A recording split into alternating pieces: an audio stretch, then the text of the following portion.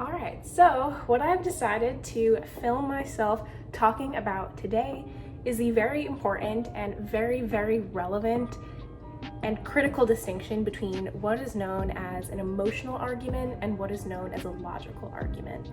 So I'm going to start off by explaining what an emotional argument is.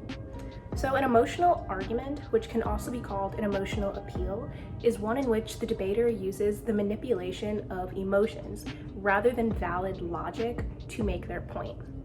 Simply put, someone who's engaging in an emotional argument is expecting to get an emotional reaction out of their opponent or out of the audience as a means of winning and making their point.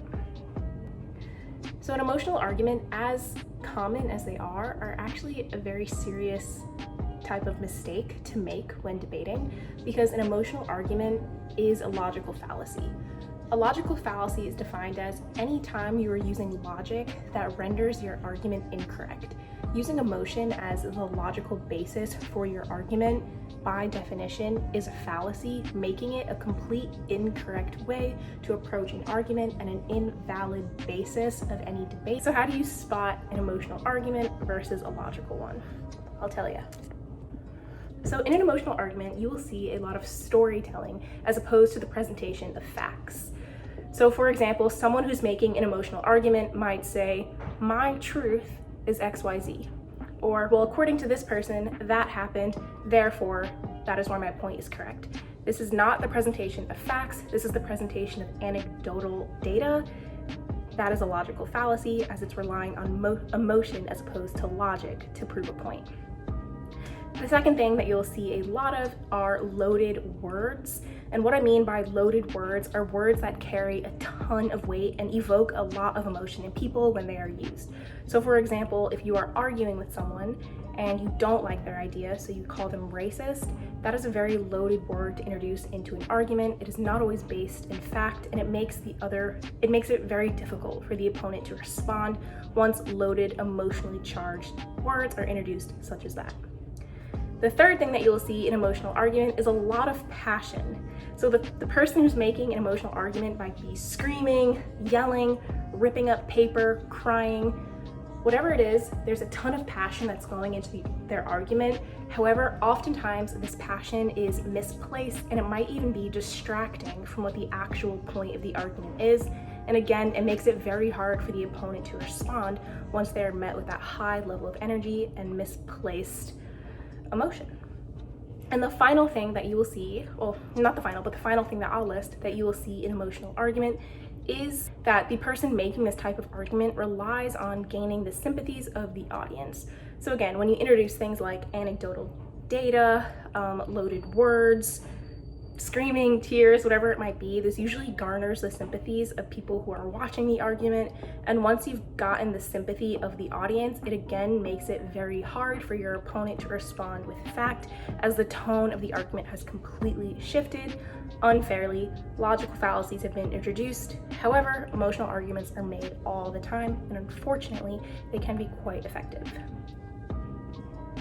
On the flip side, we have what is called a logical argument, and a logical argument relies on data and the presentation of facts. So there are three main components to look out for in a logical argument, and the first is premise. During the premise is when the person making the logical argument presents the facts and the research they have gathered to inform their argument. The second is inference. This is when the person examines the data and makes sense of it.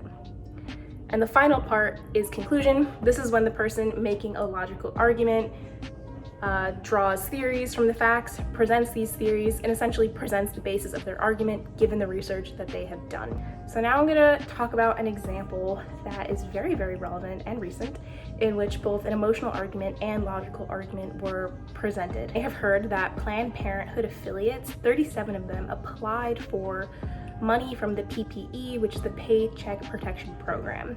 The money in the Paycheck Protection Program is meant to aid small businesses who are suffering financially as a result of the COVID-19 crisis. So it recently came out that the Planned Parenthood affiliates received $80 million from the PPP. So Republican senators are investigating how fair it is that Planned Parenthood affiliates receive this money, as they do not believe that Planned Parenthood or its affiliates are classified as small business. So first, I'm going to start off by presenting the logical argument that the Republican senators have made in the case for Planned Parenthood to return the money. If I didn't mention that, that is the desired outcome from this argument, is that these senators want Planned Parenthood to return the funds, which has been done before. Perhaps you've been following Sweet Green, for example, the LA Lakers, what else? Shake Shack. These are three very large corporations that also received money and did wind up returning the money as they were socially pressured into doing so, as they are not small businesses and the money really should be reserved for small businesses. So the first fact that was presented by the senators is that, like I said, Planned Parenthood and its affiliates do not classify as small businesses. So for example, the way to classify a small business is based on the number of employees and revenue. In order to be a small business, revenue cannot exceed 7 million. In 2019, according to Heritage, Planned Parenthood had a revenue of $1.6 billion. The second fact, in order to be classified as a small business, is that your number of employees cannot exceed 500. Planned Parenthood, including its affiliates, do exceed 500. In fact, they even exceed 600 employees. Parenthood is not limited in size or revenue. According to those facts, they are not a small business. Okay, so the emotional argument that I'm referring to is one made by Jacqueline Ayers, who's the Vice President of Government Relations and Public Policy at the Planned Parenthood Federation of America. She stated that the Small Business Association, in addition to the Republican senators pressuring Planned Parenthood to return the money, is a part of the relentless attack of the Trump administration on women's right to access an abortion. A relentless attack. So that is the loaded language that I was referring to in the beginning of the video. It is also gaining the sympathies of her audience, a relentless attack on women's right to an abortion. Not to mention, it seems unrelated. As I mentioned as well in the beginning of the video, the passion that someone has when they make an emotional argument is at times misplaced and potentially not relevant.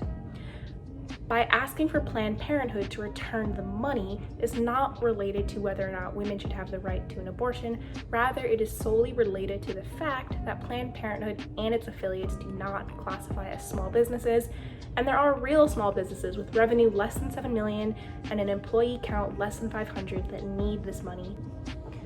So even though I've only presented this particular example, in which I do believe that an emotional argument and a logical argument have been made, I firmly believe that we see these two types of arguments all the time.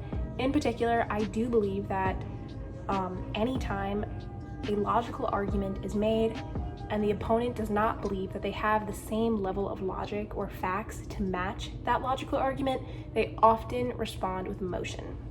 And I'm wondering, is this dangerous? I think that either one side or the other, Republicans or Democrats, are more known for making one kind of argument versus the other. Which do you think is more effective? What do you think? It's so relevant and it's really interesting. So thank you for watching, and I will see you in the next one.